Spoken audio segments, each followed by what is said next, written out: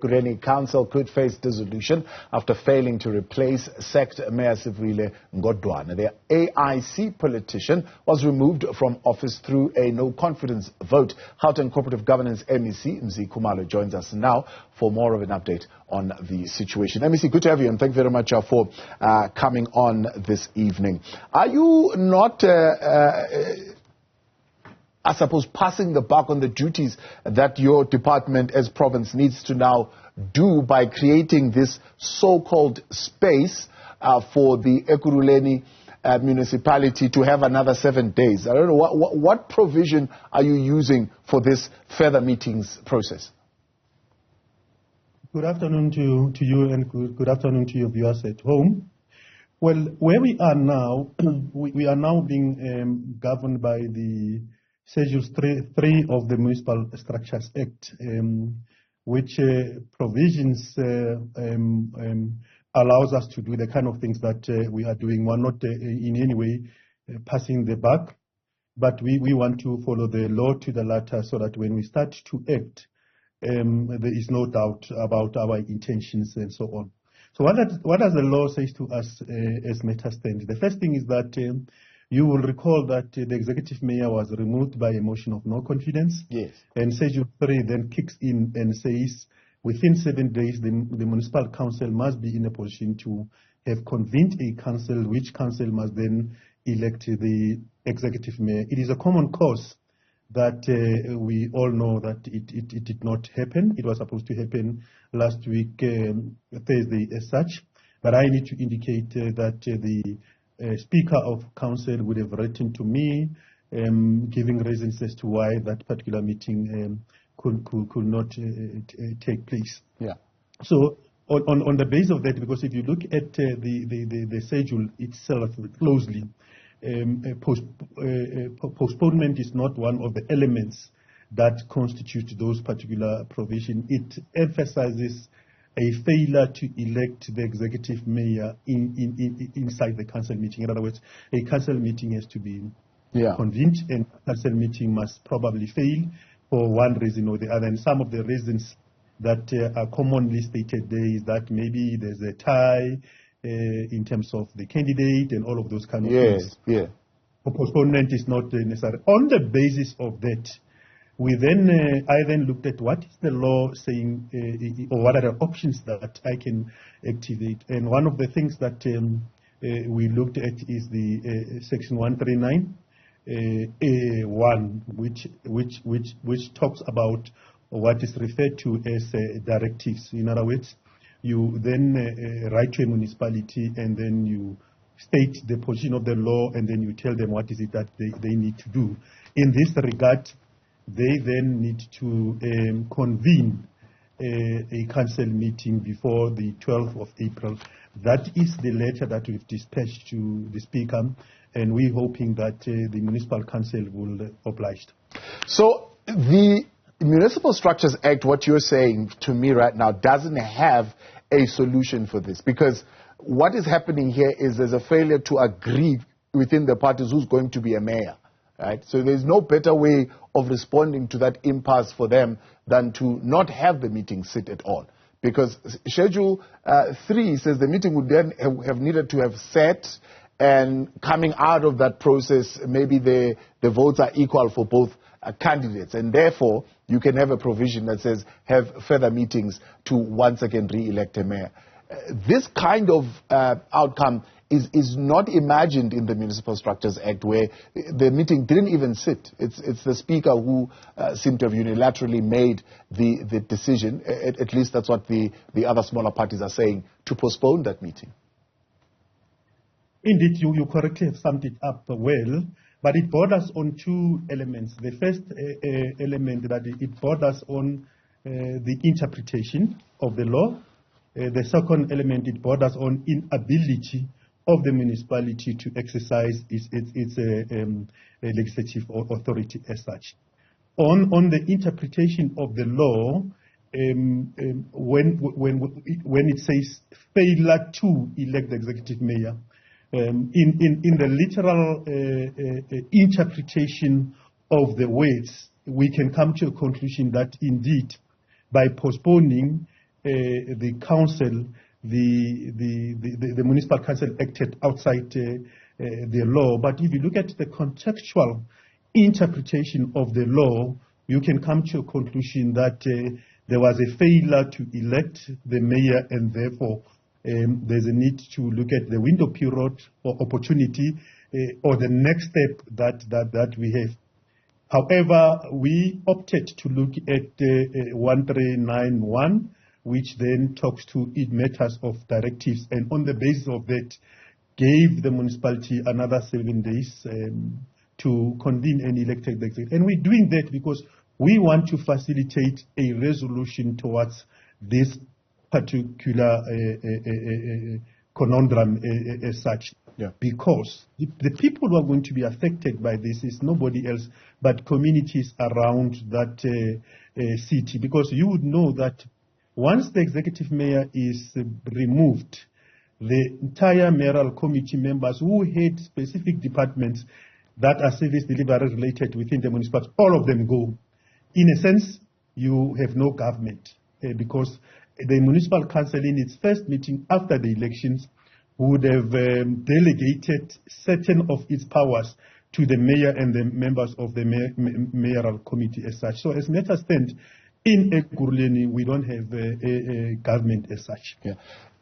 Interesting view that you have about this motion of no confidence is that it was poorly conceived. In other words, it should not have actually gone to that degree, because you look at the number of seats of those who would have constituted this motion of no confidence. But the real issue, somebody would say, well, the ANC chose to abstain. I mean, they would have also exercised that right and made a contribution to this.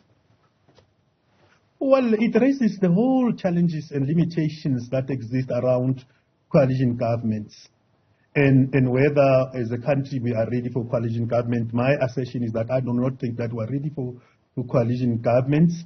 This is the exact consequences of coalition government, whilst respecting the voters, because what we have in our hands is what the voters gave to us after the election. We will have to make do with what we have.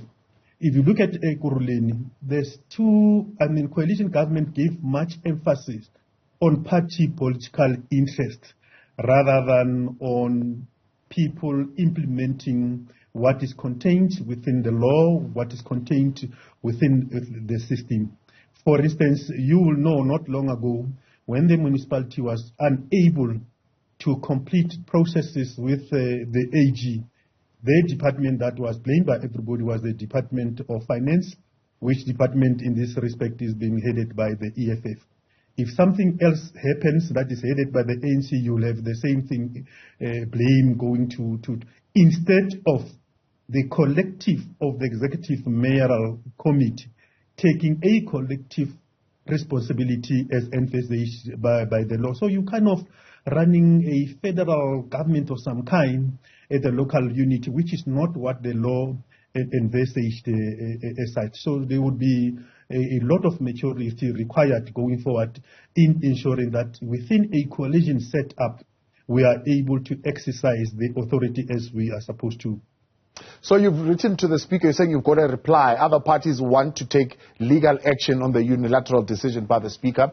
Now that you've got responses from the Speaker as to why, could you furnish us with those details to make sense of why you're saying going to court is not a desirable outcome because it will further delay issues? No, look, the Speaker would have written to us immediately when she postponed the meeting, and the reason she gave us is that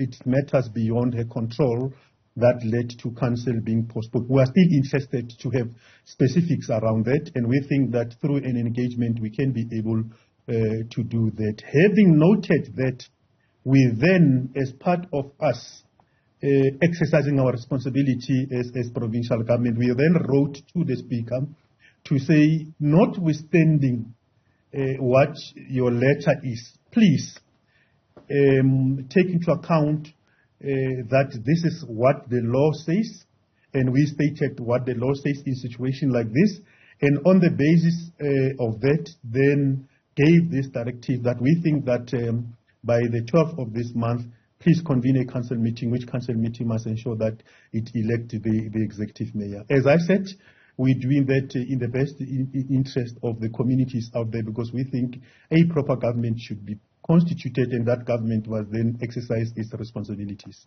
So on that note, I mean, of course, Section 139 says if they don't fulfill their executive obligation in terms of both constitution and executive obligation, but it also speaks about failing, for example, to approve budgets, revenue-raising measures, municipal crisis in terms of finances. Is there any such thing at the moment in Ekurhuleni from your own assessment?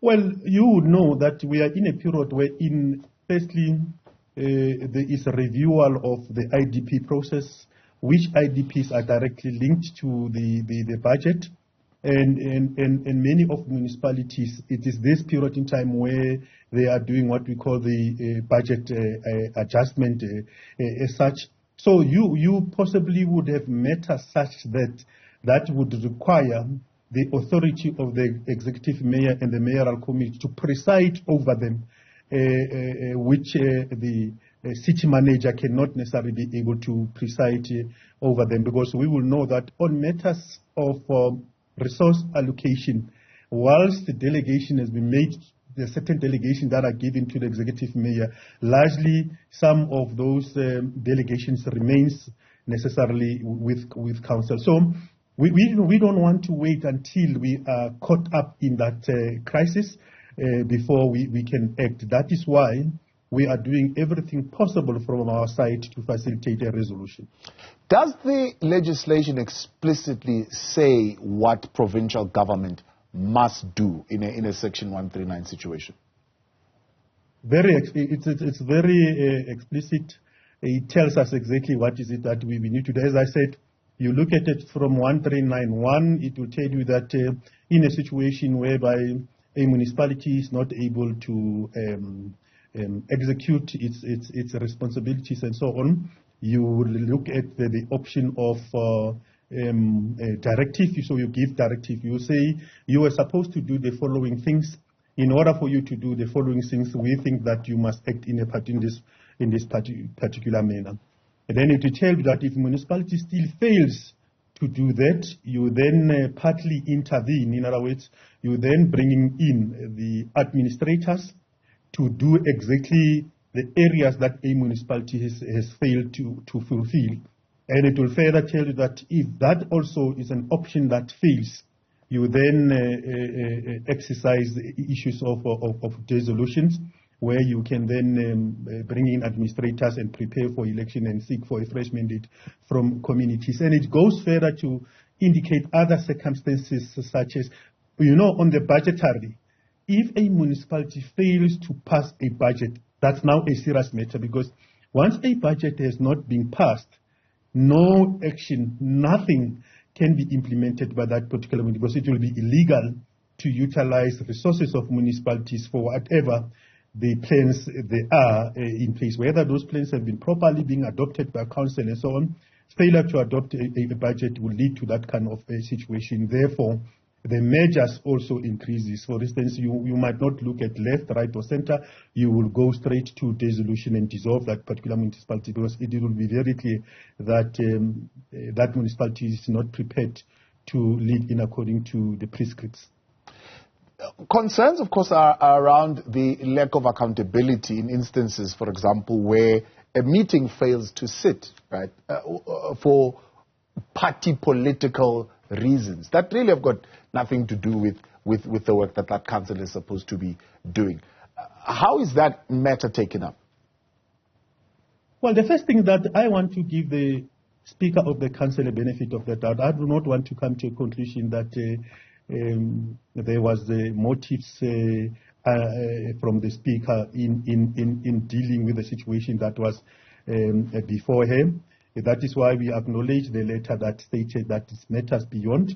That is why we are prepared to engage with the Speaker to specifically try to understand what are those particular matters that are beyond. But that is why we also said we don't have to waste any time, but activate this directive that we've given. We will observe all of those And we're hoping for cooperation from the Speaker of Council, because all that she has to do is, whilst she's going to account on those particular issues that led to postponement as such, but she must also ensure that she convenes that council in order to ensure that a resolution is found. These matters must also be read together with the standing rules. Perhaps insofar as her own standing rules are concerned, there would be more elaboration provided to us as such. And finally, do you think they are adequate? You can tell me. There needs to be a more guidelines in place for using a Section 139.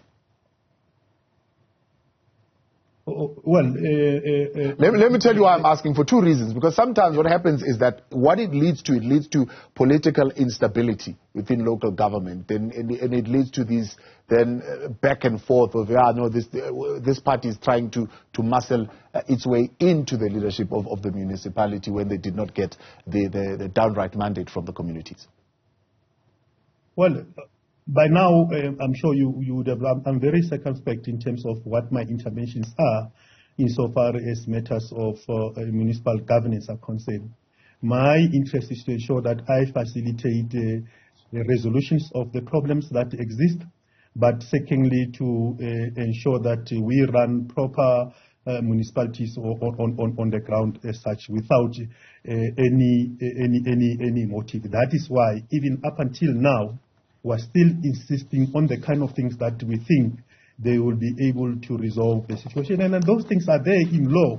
If people just read what the law says, interpret it, and not only in law as it prevails at the provincial level, but within the standing rules of council, because the standing rules tells us what do you do in situations such as this.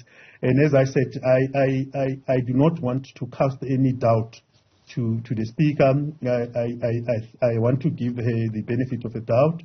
We will look at the next step. Possibly a council meeting would be convened and a resolution on this matter will be found. MEC, appreciate your time. Thank you very much for coming on. MEC for Cooperative Governance and Traditional Affairs, Khumalo, there joining us on an update in that Ekurhuleni situation. What's making news?